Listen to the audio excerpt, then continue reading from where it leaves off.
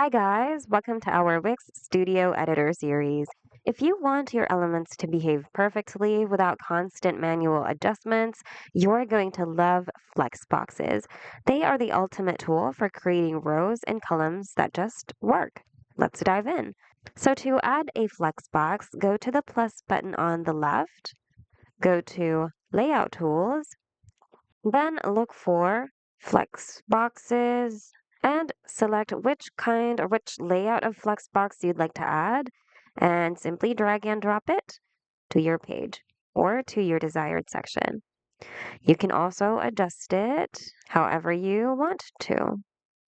Now you can actually add your elements to your flex box. So you can add an image, say for example over here,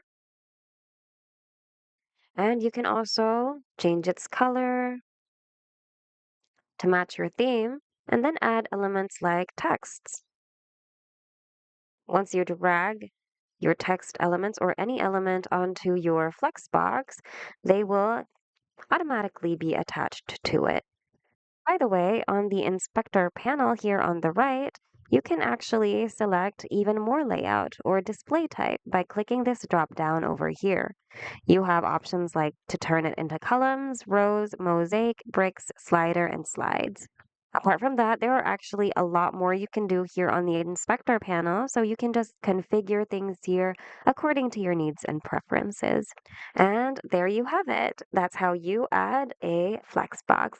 Hope this video was helpful. If you need more Wix tutorials, check out our channel and consider subscribing as well. Thanks for watching and see you guys in the next video.